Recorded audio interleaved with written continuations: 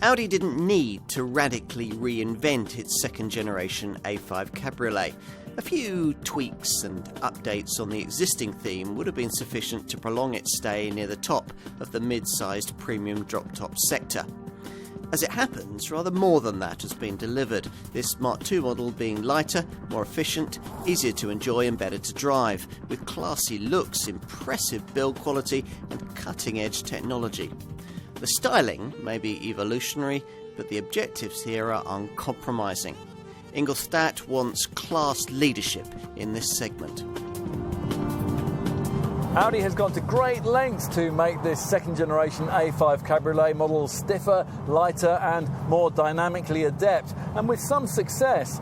Now, thanks to the new MLB Evo platform and plenty of extra strengthening, it's 40% more torsionally rigid than before, yet it also manages to be up to 55 kilos lighter, which makes it feel more agile and immediately responsive through the turns. Also helping here is a sophisticated, fully independent 5-link front and rear suspension arrangement that can be embellished with adaptive damping on request.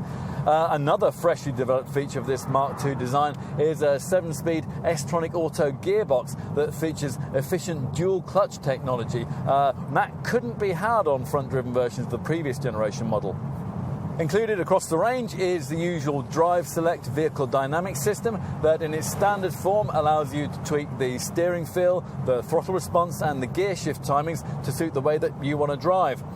Under the bonnet, there's more new engineering in the form of an efficient 2-litre TFSI petrol unit developing 190 PS or 252 PS if you order it paired up with the latest, more responsive version of Audi's Quattro 4-wheel drive system. The alternative is a 190 PS 2-litre TDI diesel unit that we're trying here. This has a rapid turn of speed, yet it can also manage 62.8 mpg on the combined cycle and 118 grams per kilometre of CO2 in S-tronic automatic form. This 4-cylinder diesel can also be paired with Quattro all-wheel traction, and that's a mandatory feature on the 3-litre TDI variants. At the top of the range lies another 3-litre V6. This one's petrol-powered and installed beneath the bonnet of a potent 354 PS S5 Quattro variant that storms to 62 mph in just 5.1 seconds.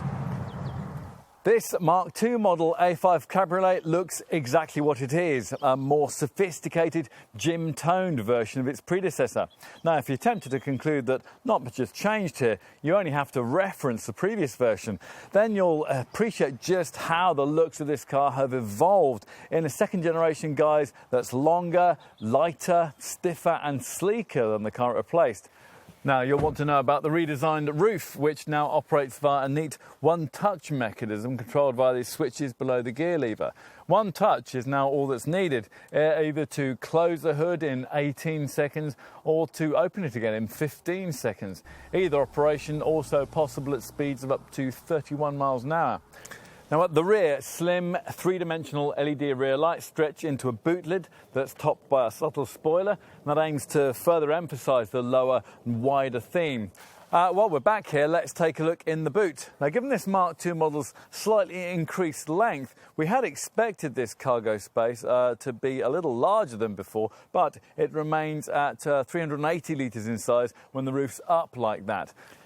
So luggage capacity with this car in its open configuration falls to only 320 litres.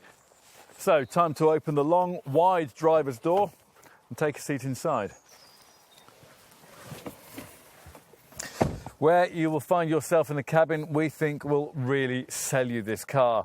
And one of the few things that motoring experts agree on is that Audi sets a standard by which other automotive interiors have to be judged. And this one is, as usual, very difficult to criticise.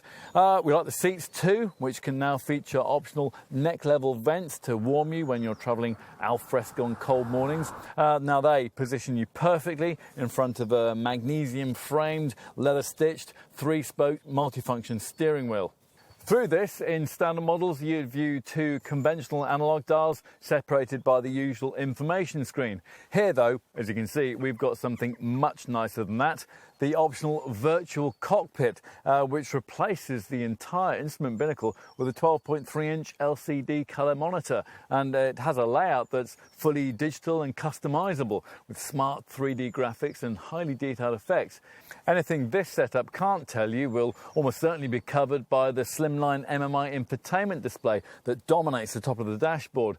Now it's 7 inches in size on standard models, or 8.3 inches if you go for the top MMI Navigation Plus with MMI Touch system that we're trying here, with its crisp 3D maps and responsive in-video graphics.